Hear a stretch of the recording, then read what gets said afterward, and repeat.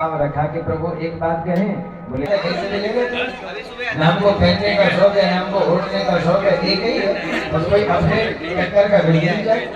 तो प्रभु वैसे तो हमने युद्ध बहुत किए, तुम्हारी सेना में भी भर्ती हो गए थे, तो रावण की लंका में भी हमने बहुतों से युद्ध किया, लेकिन अभी भी हमारा मन नहीं भरा। इसलिए हे राम जी पे और जरा दोनों हाथ मुश्किल कर लेते। राम जी को कुश्ती का योद्धा थे, भगवान की राम जी और शेर को टटोला तो वहां भी बनी नहीं, लेकिन वहां से जामवंत चलते चलते जामवंत जी की गुफा में पहुंच गए। अब यहाँ से देवी भागवत जी की भी कथा शुरू होती है। आप लोगों ने देवी भागवत की कथा सुनी होगी, तो देवी भागवत की कथा का शुभारंभ यहीं से है। जब भगवान गुफा के अंदर प्रवेश करने लगे तो भगवान ने सब यादवों से कहा कि देखो जी, अब हम तो जा रहे हैं अंदर गुफा में, और जाने 1 दिन लगे, 2 दिन लगे, 5 दिन लगे, 25 दिन लगे, अंदर कुछ भी हो सकता है। अगर तुम बाहर से इंतजार और क्या करना, अगर हम 10-15 दिन तक आ जाए तो ठीक, नहीं तो तुम द्वारिका चले जाना, मैं अपने हिसाब से आ जाऊंगा। लेकिन भगवान जामवंत जी की गुफा में कितने दिन रहे? पूरे 28 दिन तक रहे।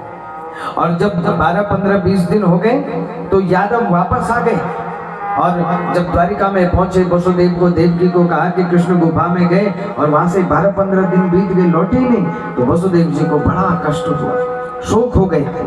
हे वसुदेव, अगर तुम अपने पुत्र को सुरक्षित देखना चाहते हो तो माँ भगवती सबका मनोरथ सिद्ध करने वाली है।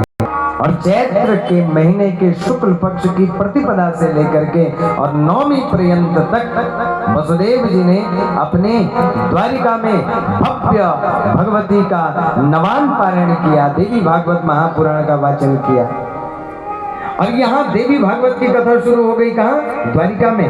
और भगवान अंदर गए, और अंदर जाकर के जैसे ही अंदर गए तो वहां जामवती बैठी हुई थी, जामवंत जी की बेटी। और वो जामवंती को जब देखा तो उसके हाथ में मणि से ही खेल रही थी। भगवान खुश हो गए कि चलो भैया, मणि तो मिल गई, मणि तो मिल गई।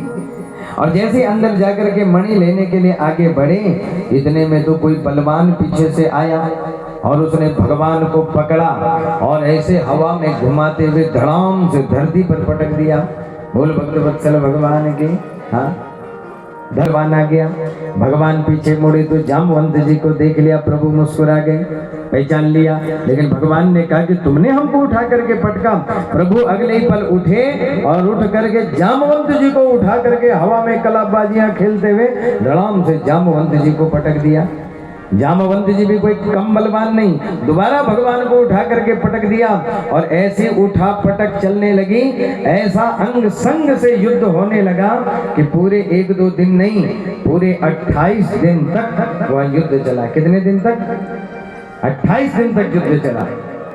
और जब 8वां दिन जब युद्ध हुआ, बात है, ये जामवंत जी वही हुए जिन्होंने हनुमंत लाल जी को उनकी शक्ति की याद दिलाई थी ना। आप लोग सुंदरकांड का पाठ करते हैं, किस कंदा कांड के अंतिम पदों से हनुमंत लाल जी को जगाते हैं।